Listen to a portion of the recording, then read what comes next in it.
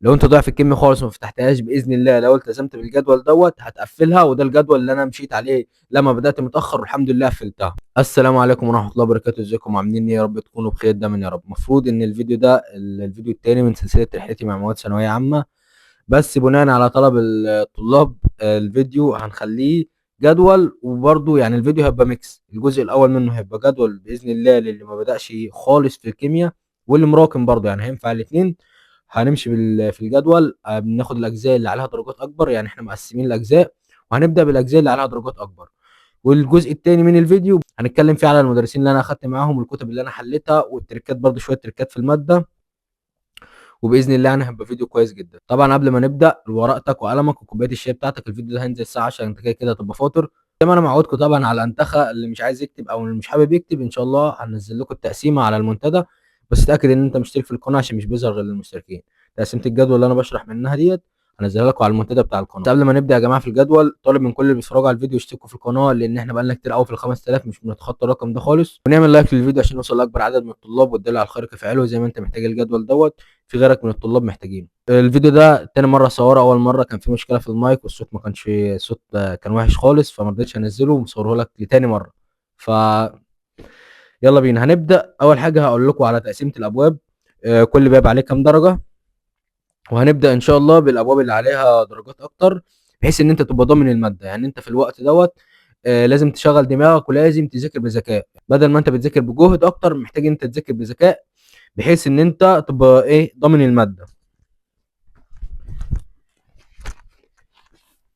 باذن الله. احنا كده عندنا الباب الاول عليه 9 درجات، الباب الثاني عليه 8 درجات، الباب الثالث عليه 11 درجه، والباب الرابع عليه 10 درجات، والباب الخامس اللي هو العضويه، الكيمياء العضويه، عليها 22 درجه. فانت اكيد عرفت هنبدا بايه. بالعضويه، انت ضمنت العضويه دي، انت كده 100 100 في الكيمياء، فالباقي امره سهل.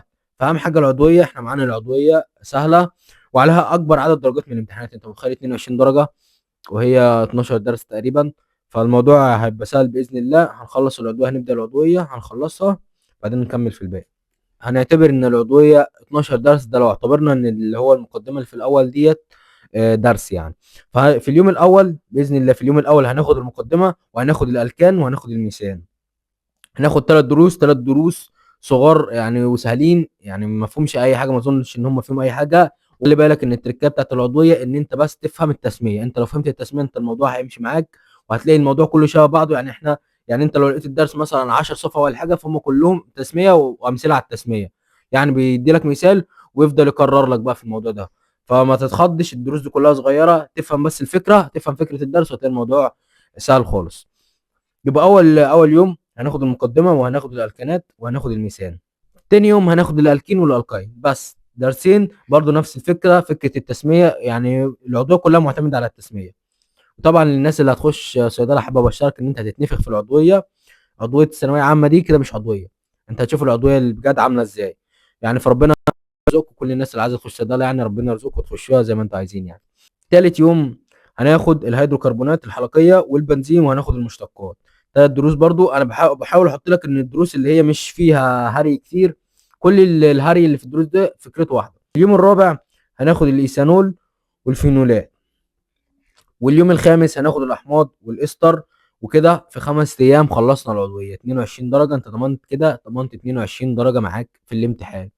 العضويه، الناس اللي مش عارفه تحل العضويه، العضويه انت تفهم الافكار.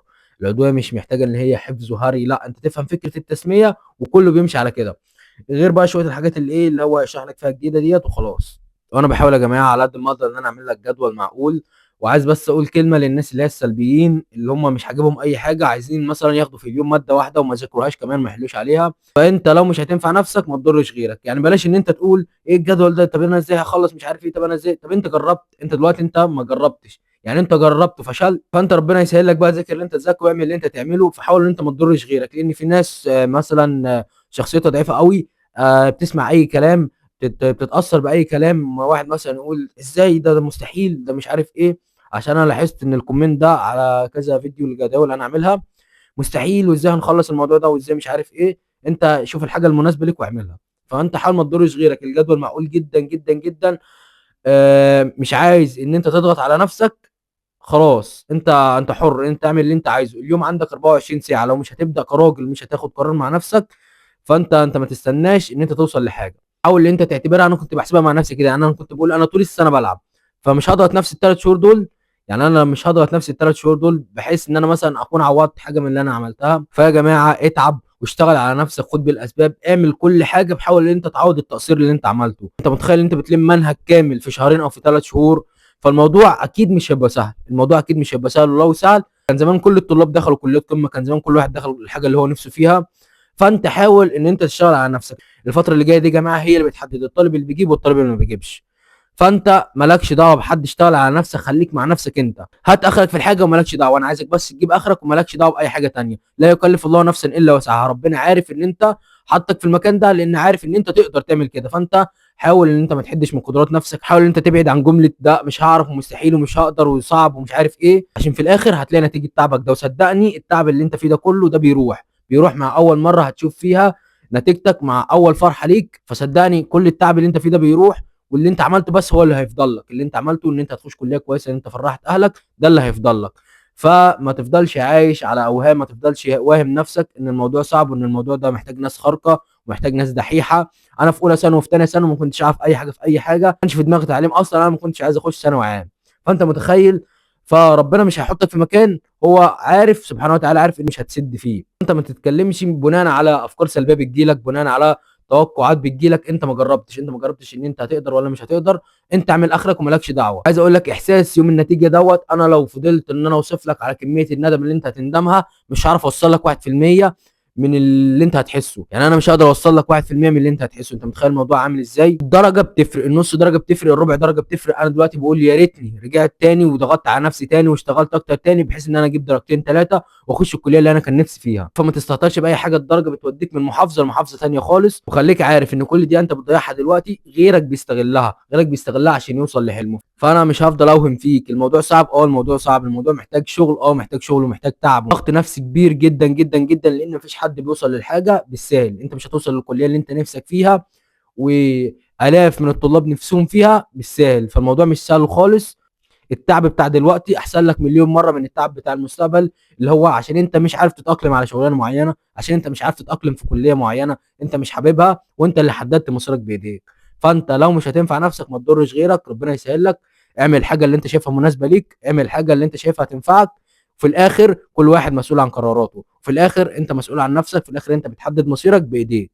فانا اسف جدا يا جماعه ان انا طولت عليكم، بس الموضوع كان مستفز جدا. الناس اللي بتحاول تحبط الناس التانية دي، الناس السلبيه اللي بتحاول تحبط زمايلها، مش عايز يوصل لاي حاجه ومش عايز يسيب غيره يوصل، مش عايز يسيب غيره يحاول، مش عايز يسيب غيره يتعب. فدول ربنا يسهل لهم. ويلا بينا احنا بقى نكمل عشان ايه احنا طولنا كده. فاحنا كده في اول 5 ايام خلصنا العضويه، ضمننا 22 درجه باذن الله في الامتحان. فاضل عندنا 4 ابواب. دلوقتي في ال4 ابواب دلوقتي هقول لك على نظامين عشان نرضي جميع الاطراف. انا دلوقتي هقول لك على نظام مضغوط، وده اللي انا مشيت بيه عشان كان عندي خوف كبير جدا ان انا ما الحقش اراجع، ما الحقش احل، ما الحقش اعمل. وانت يعني لو ذاكرت الدرس او لو ذاكرت الباب حتى بنسبه 60% ده كويس جدا.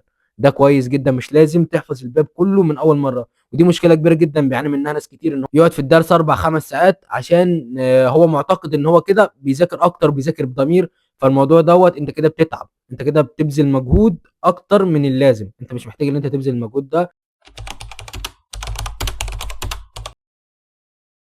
يا جماعه التليفون فصل مني، فيلا بينا نكمل الباقيين دول بسرعه. دلوقتي هقول لك نظامين: نظام للناس اللي عايزه تنجز نفسها بسرعه ومش مراكمه كتير، ونظام للناس اللي مراكمه كتير ولو ضغطت عليها في الجدول مش هتذاكر حاجه خالص. فعشان برضو ايه نرضي الطرفين.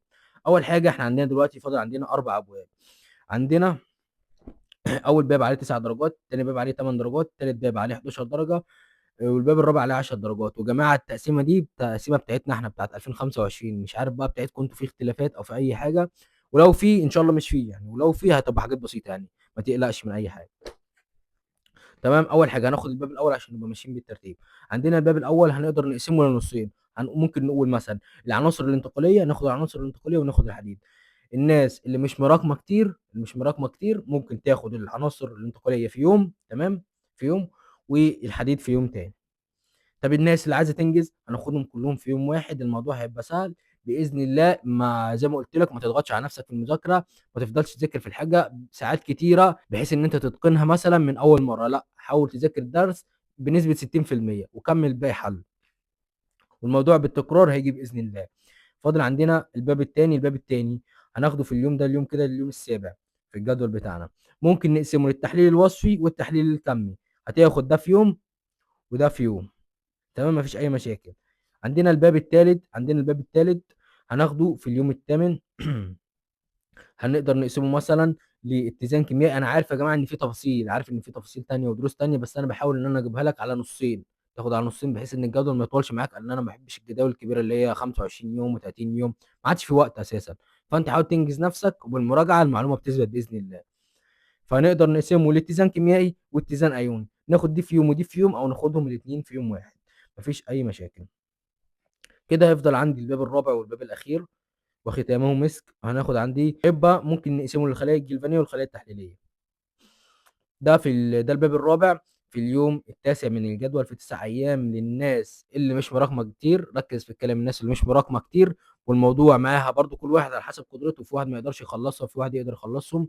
فانت عندك اوبشنين، امشي باللي يعجبك، امشي باللي يعجبك وباللي انت عايزه، فعشان ما تتحججش باي حاجه خالص. عندك الجدول في النص التحتاني تقدر تعمل فيه كل اللي انت عايزه. المح بقى واحد ما بيذاكرش او واحد ما بي ايه بيتحجج باي حاجه تانية، اي حاجه هتتحجج بيها تاني فده موضوع تافه، فانت كده ربنا يتولاك يعني.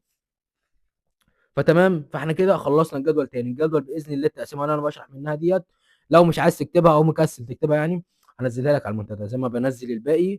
ولو برضو انت لسه مشترك جديد، روح على المنتدى هتلاقي حاجات كتير منزلها، منزل جداول قبل كده، ومنزل حاجات في الانجليزي، ومنزل لك حاجات حلوه كتير. لو بتسمع الفيديو برضو دلوقتي ومش مشترك كده هتزعلني منك، اشترك في القناه وفعل زي الجرس. هنزل لك كل يوم فيديو الساعه 10 بنتكلم في كل مشاكل ثانويه عامه.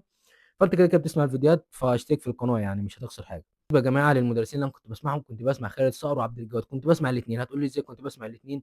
انا في حاجات كنت بحس خالد صقر بيشرحها بطريقه معقده او بطريقه مش بفهمها، بروح لعبد الجواد بيبسط المعلومه. يعني هو الحلو فيه ان هو بيبسط المعلومه بطريقه فظيعه يعني. فيعني ربنا يبارك لهم هما الاثنين. فانا كنت بسمع الاثنين، كنت بسمع محاضره هنا ومحاضره هنا، او كنت في الاساسي مع خالد صقر، في الاساسي مع خالد صقر والمحاضره اللي انا حاسس ان انا مش فاهمها بروح على عبد الجواد على طول، بيبسطها وبيفهمها لك بطريقه بسيطه جدا. وده يعني المطلوب يعني. وبالنسبه للكتب، انا حليت كتاب الامتحان. فاهمين يا شباب؟ مفتاح الكيمياء العضويه، انت معاك 22 درجه باذن الله، باذن الله مضمونين، ما تضيعهمش من ايدك، لان الابواب التانية فيها هري كتير ورغي كتير وحوارات. فانت لو ضمنت دي وفهمت الكيمياء العضويه صح، حاول مثلا تسمع اي فيديو على يوتيوب. انا كنت بسمع كل فيديوهات على يوتيوب يا جماعه، مش كنت مشترك مع حد منصات خالص، غير المواد الشرعيه والمواد العربيه دي كنت بروحهم سنتر. فحاول تسمع على يوتيوب حد مثلا بيشرح لك تريكات العضويه، بيفهمك التسميه. فهمت التسميه انت اعتبر العضويه دي خلصت معاك، فعشان تبقى فاهم الموضوع كله فكره بسيطه انت بتفهمها وبتطبق على الباقي. وان شاء الله مكملين في السلسله. ده كده تاني فيديو في السلسله هنعتبره ماشي. ده كده تاني فيديو في السلسله كالكيمياء، باذن الله هنكمل بقيه المواد. فاشترك في القناه، اتاكد ان انت مشترك في القناه عشان ما يفوتكش اي جديد. نظريه باذن الله برضه هعمل لهم المواد الشرعيه والمواد العربيه. اي حد لسه بادئ انا مش بحبطك وبرضه مش بحفزك لدرجه ان انا اوهمك الموضوع صعب، بس مش مستحيل. حاول تبدا، توكل على الله، خد بالاسباب، اعمل اللي عليك، ربنا ما بيضيعش تعب حد. لو استفدت من الفيديو اعمل لايك عشان يوصل اكبر عدد من الطلاب. والسلام عليكم ورحمه الله وبركاته.